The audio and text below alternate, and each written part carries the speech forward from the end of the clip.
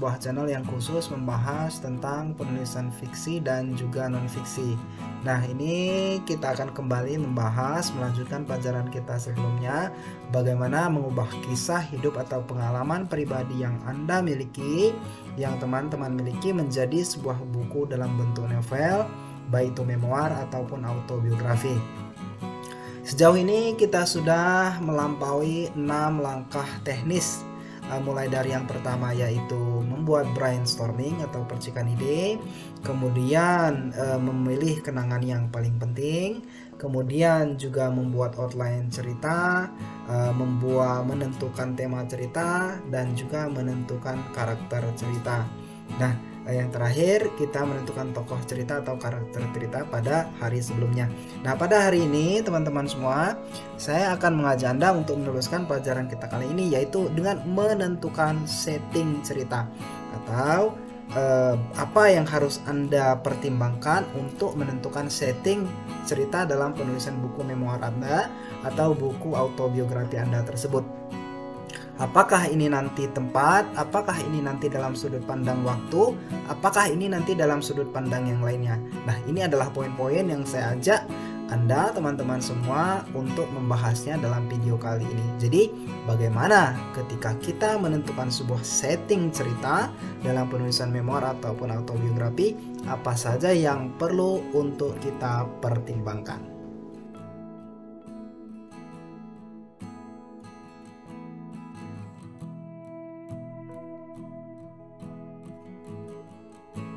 Autobiografi, setting tempat sudah pasti dapat Anda bayangkan dengan mudah, karena ini merupakan sesuatu yang pasti dan Anda sudah dapat merasakannya.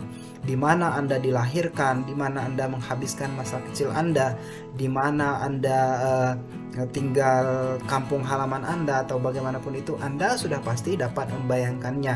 Bahkan hingga hal-hal yang paling kecil, bagaimana bentuk rumah Anda, bagaimana Anda kampung halaman Anda, dan lain sebagainya. Nah, ini adalah setting tempat yang dapat dengan mudah Anda bayangkan, Anda imajinasikan kembali. Bahkan tentu saja pada zaman yang lebih modern seperti saat ini, Anda tentu memiliki banyak dokumentasinya dalam bentuk foto. Bahkan jikapun Anda tidak memiliki dokumentasinya dalam bentuk foto, Anda dapat menelusurinya menggunakan Google Map untuk melihat kembali bagaimana lingkungan yang Anda jadikan sebagai setting cerita Anda tersebut. Nah, tapi ketika kita berhubungan dalam sudut pandang waktu untuk menentukan setting dalam sebuah penulisan cerita, memoir ataupun autobiografi, ini nanti akan lebih banyak lagi. Bagaimana Anda, di mana Anda menghabiskan masa kecil Anda, artinya adalah setting tempat masa kecil, setting tempat remaja, setting tempat Anda dewasa, dan lain sebagainya. Nah, itu sekali lagi masih dapat dipahami dengan mudah sebagai sebuah setting jika dilihat dari pengertian atau sudut pandang waktu. Nah, tapi tahukah teman-teman semua bahwa setting tidak hanya tentang waktu, tidak hanya tentang tempat. Ada lebih banyak pengertian dari setting. Nah, apa saja pengertian dari setting tersebut?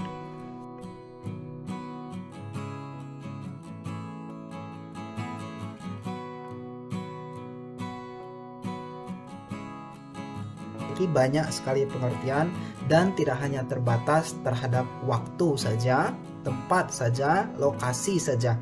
Nah, kita juga dapat mengartikan setting dalam proses penulisan novel, baik itu memoir ataupun autobiografi yang terkait dengan penulisan kisah hidup dan pengalaman pribadi sebagai latar belakang adat dan budaya. Atau jadi ketika Anda mengatakan setting sebagai latar belakang adat dan budaya, Anda juga dapat menceritakan bagaimana sebenarnya latar belakang diri Anda dilihat dari sudut pandang adat dan juga budaya. Apakah Anda terlahir di tanah Jawa dengan adat budaya Jawa yang kental? Apakah Anda terlahir di Sumatera dengan adat Sumatera yang kental, dengan adat Melayu yang kental, ataupun Anda terlahir di Sulawesi dengan adat Bugis yang kental? Itu adalah latar belakang adat dan budaya. Ini juga dapat menjadi cara bercerita yang menarik ketika kita terjun memfokuskan diri dalam setting. Nah, teman-teman, Ketika kita bercerita mengenai pengalaman pribadi atau kisah hidup yang kita jalani menjadi sebuah buku dalam bentuk novel, autobiografi ataupun memoir, setting adat dan budaya ini adalah sesuatu yang penting untuk Anda sampaikan. Jadi ketika Anda lahir di kampung, Anda tinggal di kampung halaman dengan adat budaya yang ketat, dia kemudian membentuk pribadi dan karakter Anda, ini adalah poin yang penting untuk Anda sampaikan pula dalam proses penulisan memoir ataupun autobiografi Anda. Dengan penggambaran yang kuat, penggambaran yang lengkap, dan cara mendeskripsikan yang mampu diterima oleh pembaca, maka terbangunnya karakter cerita yang diri Anda sendiri sebagai protagonisnya akan lebih mudah untuk pembaca menangkapnya. Ini adalah sesuatu yang penting ketika sekali lagi teman-teman ingin menggambarkan setting cerita yang kemudian kita mengambil adat dan latar belakang budaya sebagai cara kita untuk menggambarkan setting tersebut.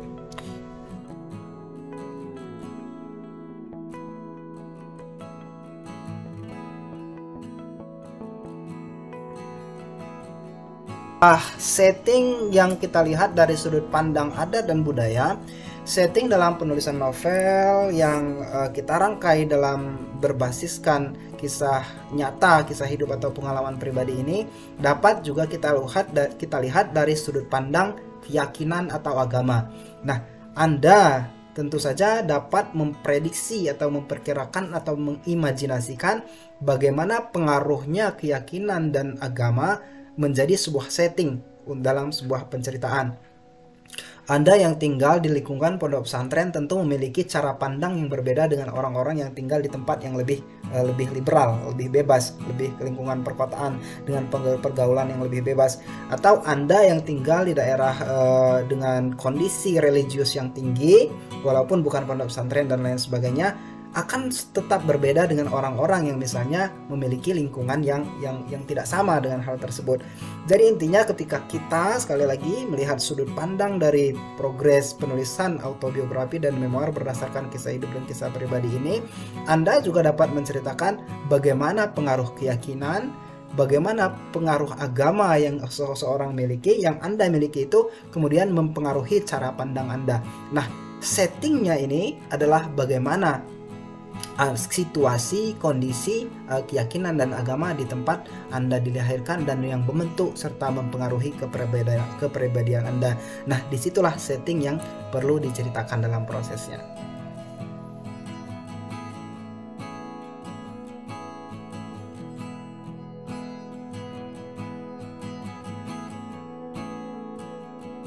Ada juga setting mengenai situasi politik dan status sosial.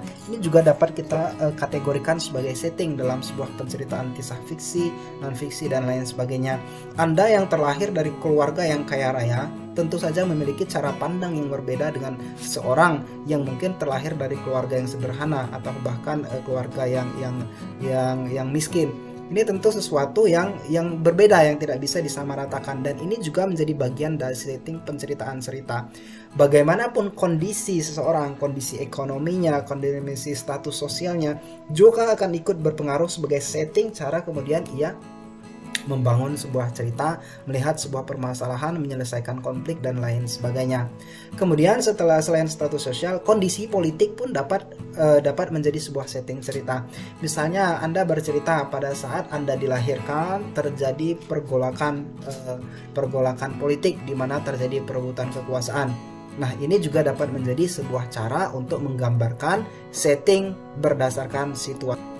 Intinya teman-teman adalah ketika kita berbicara mengenai menentukan setting dalam proses penulisan cerita, ini tidak hanya berkutat pada waktu dan ruang saja. Ini dapat berarti tentang adat dan budaya, tentang keyakinan dan agama, tentang situasi politik, tentang kondisi ekonomi, tentang status sosial dan lain sebagainya. Selama setting itu memberi pengaruh pada karakteristik diri Anda, itu layak untuk Anda ceritakan sebagai latar belakang cerita untuk menghadirkan sebuah penggambaran yang lebih kuat tentang diri Anda terhadap pembaca. Nah, ini semakin menarik sekali ketika Anda mampu mengkombinasikan berbagai hal di sekeliling Anda untuk menjadi sebuah setting yang sempurna dalam penceritaan. Artinya ketika teman-teman memiliki latar belakang adat dan budaya yang menarik, memiliki keyakinan dan agama yang berpengaruh pada diri Anda, kemudian juga mampu menggambarkan status sosial yang kuat, maka pesan cerita yang Anda sampaikan akan jauh lebih kuat karena peran setting-setting ini tadi.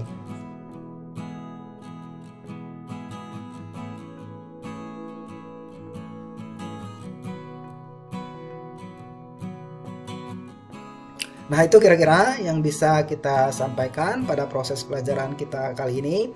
Jadi harapannya teman-teman sudah bisa untuk menentukan setting cerita, menentukan tokoh dan lain sebagainya berdasarkan pelajaran-pelajaran yang kita sampaikan dalam beberapa video belakangan. Sekali lagi terima kasih atas segala perhatiannya.